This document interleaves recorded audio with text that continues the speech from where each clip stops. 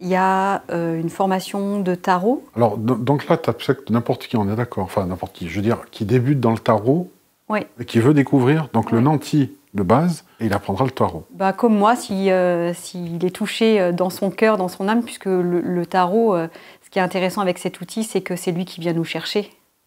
Donc, Il y a une démarche, déjà, auparavant, qui a été faite s'ils viennent te voir. probablement, en tout cas, il y a quelque chose qui fait que il vient toquer à la porte, cet outil. Donc, toute personne qui aurait envie de venir découvrir cet outil comme un outil philosophique, voilà, un révélateur de l'être. Moi, je l'utilise vraiment, cet outil, comme un révélateur de l'âme, cheminement de l'âme. Donc, l'intérêt de venir en immersion pendant 3 jours, c'est 3 fois 3 jours, c'est de vivre avec la vibration des arcanes, des lames de tarot, et de découvrir ce que cet outil vient révéler de soi. Si je viens à un atelier en particulier chez toi, un jour, lorsque tu fais au Original ou à un autre lieu, quel qu'il soit, il va y avoir forcément une arcane qui va me parler. Mais si je vais à une autre fois, ce ne sera pas la même. Ça dépend du lieu, du moment, du jour, de l'énergie, de l'intention, de l'époque. C'est variable à chaque fois. Oui.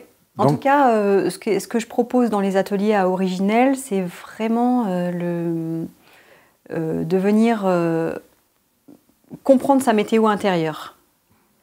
Donc, c'est des outils pratiques. C'est joli, la météo intérieure, oui. Donc, sachant que d'une minute à l'autre, elle peut être différente. Bon, en général, ça dure quand même un petit moment. Mais donc, il y a la météo intérieure, il y a ce que je ressens de moi, là, maintenant. Il y a à quoi ça me sert. Qu'est-ce que ça vient révéler? Plutôt que de rester dans le côté peut-être qui me plombe ou dans le côté qui m'extériorise, qu'est-ce que ça vient me permettre? Donc de venir méditer finalement, de venir réfléchir dessus, avec aussi les interactions avec d'autres à l'extérieur, puisqu'il y a la personne qui a son arcane, et puis les autres à l'extérieur peuvent aussi témoigner de ce qu'ils perçoivent. C'est intéressant d'avoir des retours. Et donc on travaille à la fois sur l'arcane et à la fois sur soi. Et donc ça, c'est des ateliers qui sont indépendants. Mais tu te sers dans chaque atelier là, de la puissance de la pensée collective, en fait, du groupe, oui, qui interagissent entre eux. Ça, c'est toujours ce qui m'a plu dans tes ateliers, c'est le côté cluster collaboratif. Voilà. Ça, oui, bien, ouais. J'aime vraiment ça. Cette interaction. Du côté vivant, qu'un groupe ne se constitue pas par hasard finalement. On voit à quel point les gens qui sont là sont en interaction ou sont concernés par des problématiques voilà, complémentaires communes, entre eux. Ouais, communes et complémentaires. Ouais. Ça, c'est assez étonnant. C'est quelque chose que je vois qui se met en évidence dans tous mes ateliers. Les gens, en général, sont assez bluffés et ils y reviennent pour ça aussi, pour ressentir et retrouver cette magie du vivant qui est là, de dire « Ok, on vient parce qu'on ne sait pas ce qui va se passer, mais on sait que ça va être bien. » Non, c'est un retour que j'ai eu de la part d'un cuisinier qui m'a dit « Mais comment tu fais ça? Comment tu fais ?» J'ai vu des groupes passer, j'anime des choses moi aussi, j'ai jamais vu ça. Des êtres qui sont tellement, mais si différents, éloignés au niveau de leur personnalité, de leur centre d'intérêt. Bon, d'accord, ils viennent pour une chose commune, mais voilà, des figures complètement différentes. Comment, en l'espace de quelques jours, il est possible qu'il y ait cette alliance entre eux? Et d'abord, je crois profondément qu'on est chacun un monde à part entière. C'est vrai. Et donc, à partir du moment où on sait ça, on sait qu'on est créateur de notre monde tout le temps, qu'on va rencontrer les autres autour qui vont être des miroirs de notre monde intérieur et qui vont être donc des révélateurs et des appuis. Et donc, on a un intérêt à se soutenir les uns les autres et de communier ensemble. Et puis, il y a le fait qu'on ne se connaît pas d'avant, donc il n'y a pas d'enjeu. Il y a un environnement bienveillant que moi, sur lequel je veille à mettre en œuvre, qui va faire que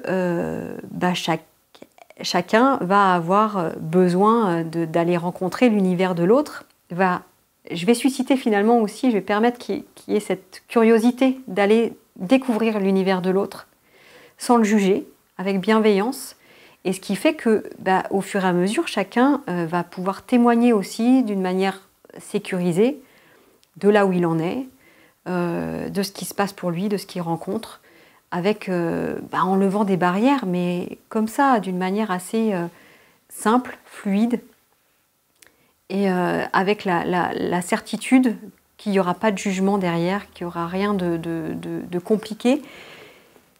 Parce que s'il n'y a pas de jugement, alors on peut pleurer, on peut être en colère, on peut être agacé, on peut se parler.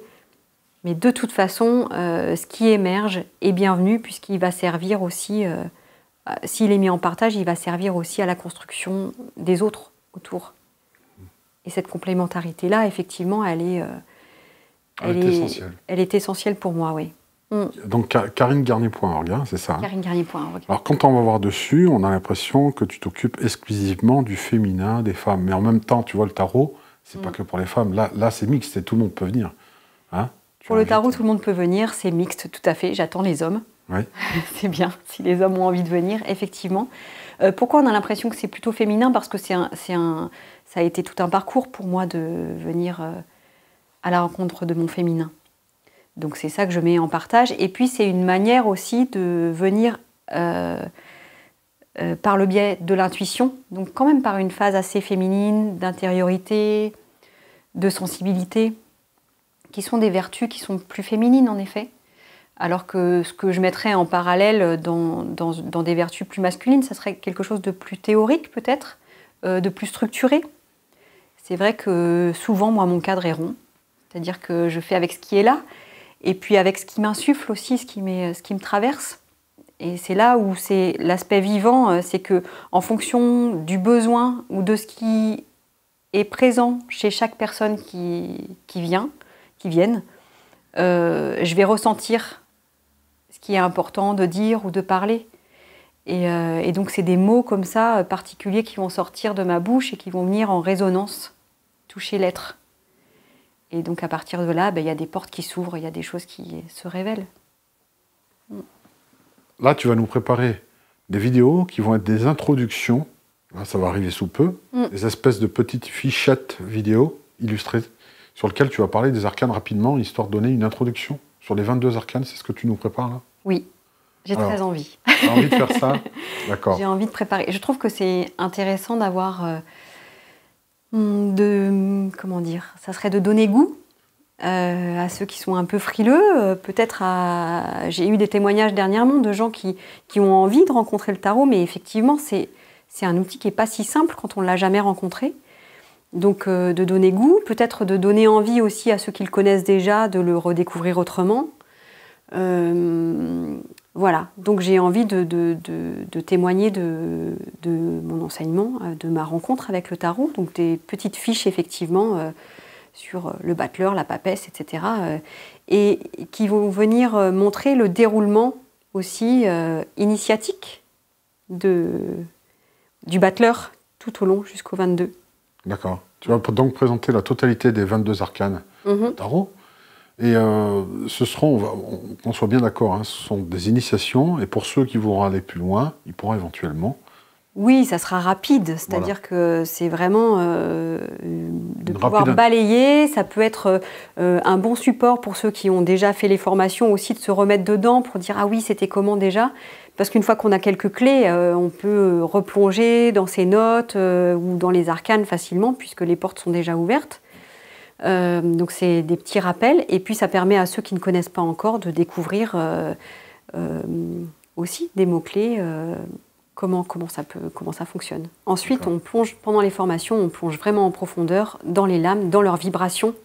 C'est vraiment de les faire ressentir. Après, on voit comment dans le quotidien, quand on est relié à la lame, à l'arcane, comment ça permet des choses dans le quotidien, comment ça influence, comment ça libère, comment ça met en évidence des choses qui ont besoin d'être vues, transformées peut-être, intégrées.